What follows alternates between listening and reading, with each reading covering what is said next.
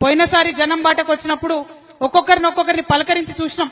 మా పొలం కుదవబెట్టుకున్న మా దళారుల దగ్గర డబ్బులు వచ్చేంత వరకు కూడా పొలం రాదు. అట్లా పొలం ఎకరాలు కోల్పోయినటువంటి రైతులు అనేక మంది ఉన్నారు. మరి వాళ్ళందరూ కూడా కలెక్టర్ గారి సమక్షంలో మాట ఇచ్చి 2 నెలలైంది, ఇంతవరకు కూడా బకాయిలు ఇస్తలేరు. ఇప్పుడు ఎగబెట్టేటటువంటి ప్రయత్నం చేస్తా ఉన్నారు. కాబట్టి గద్వాల ఖచ్చితంగా రావాల్సిందే. వచ్చి ఇక్కడి నుంచి నేను ప్రభుత్వానికి హెచ్చరిక చేస్తా ఉన్నా, కరెక్ట్ వారం రోజుల టైంలో ఏదైతే మా సీడ్పత్తి రైతులకు బకాయి ఉందో ఎటువంటి కొర్రీలు లేకుండా అవి మీరు విడుదల చేయాల్సిందే. మీరు గనక అవి విడుదల చేయకపోతే అవసరం అంటే తెలంగాణ వ్యాప్తంగా ఉన్నటువంటి వాళ్ళందరం కూడా ఇదే గద్వాలకు వస్తాం, ఇక్కడే కూర్చుంటాం, దీక్షకు దిగుతాం. బిడ్డ జాగ్రత్త. మరి ఎవరైనా సరే, ఏ రాజ్యమైనా సరే 2 అన్నలకు భయపడుతుంది. ఒకటి అడవిలో ఉండే అన్నకు, ఇంకోటి రైతన్నకు. అంతేనా? ఇవాళ అడవిలో ఉండే అన్నలకు భయపడుతున్నారు కాబట్టే వాళ్ళని కర్కశంగా అణిచివేసే ప్రయత్నం చేస్తా ఉన్నారు. దారుణాతి దారుణంగా మానవ హక్కుల ఉల్లంఘన చేసి వాళ్ళని చంపుతా ఉన్నారు. దుఃఖపడుతున్నాం, చూస్తున్నాం మనం. ఇంకో పక్క రైతన్నల మీద దాష్టికం.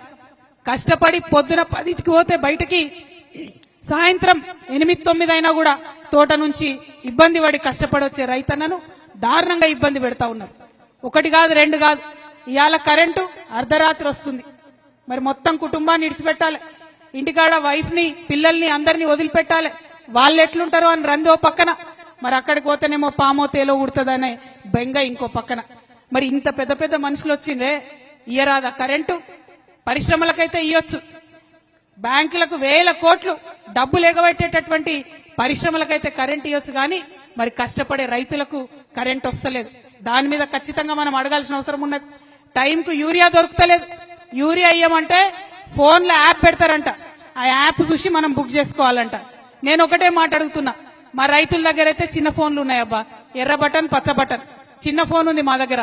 మరి మొదలు మా అందరికి ఐఫోన్లు ఇవ్వండి, ఆ తర్వాత యాప్ పెట్టుర్రి. అంతేనా? అందరికి ఐఫోన్లు ఇవ్వండి, ఆ తర్వాత యాప్ పెట్టుండ్రి. పెడితే మేము కూడా నేర్చుకుంటాం కదా, అదేం బ్రహ్మ విద్య కాదు. కానీ మా దగ్గర ఫోనే లేదు. ఇప్పుడు మేము ఏడబోదుము, మా పిల్లగాని ఏడ బతిమలాడదుము, ఆ చదువుకునే పిల్లని బతిమలాడి యాప్ బుక్ చేసుకొని కొనుక్కోవడానికి పోవాలి యూరియా. అంటే మీకు యూరియా ఇచ్చే చేతగాక అనేకమైనటువంటి కొర్రీలు పెడుతున్నారు తప్పితే నిజంగా రైతు మేలు కోరి కాదు. నిజంగా రైతు మేలు కోరి ఉంటే ఏం చేయాలి చెప్పలే, ఈ కాంగ్రెస్ వాళ్ళు చెప్పలే. మీరు అర్జెంట్ గా ఓన్రి, ఊరుకుండ్రి, బ్యాంకుల దగ్గర లైన్లు కట్టుండ్రి. మీ దగ్గర 1,00,000 రుణమాఫీ అయిపోతే 2 లక్షలు తెచ్చుకోండి. ఇంటింట్లో ఎంతమందికి వస్తే అంతమందికి 2 లక్షలు తెచ్చుకోండి. మేము ఎక్కుతానే సోనియమ్మ పుట్టినరోజు నాడు మొత్తం రుణమాఫీ చేస్తామని చెప్పారు. అంటే పాపం చాలా మంది ఒక్కొక్క ఇంట్లో 2-3 పోయి డబ్బులు తెచ్చుకున్నారు. కానీ ఆ 2 లక్షల రుణమాఫీ అనేది జరగనే లేదు. ముఖ్యమంత్రి గారు మొన్న చెప్తా ఉన్నారు, అందరికీ 2 లక్షల రుణమాఫీ చేసినాం. మేము ఆనాడే ఛాలెంజ్ చేసినాం, ఈ రాష్ట్రంలో 40 లక్షల మందికి 40 లక్షల మంది రైతులకు రుణమాఫీ చేస్తాం 40,000 కోట్లు అని కాంగ్రెస్ పార్టీ హామీ ఇచ్చింది. ఇవాళ రుణమాఫీ చేసింది కేవలం 25 లక్షల మంది రైతులకు మాత్రమే. అంటే ఇంకా 15 లక్షల మంది రైతులకు రుణమాఫీ జరగలేదు.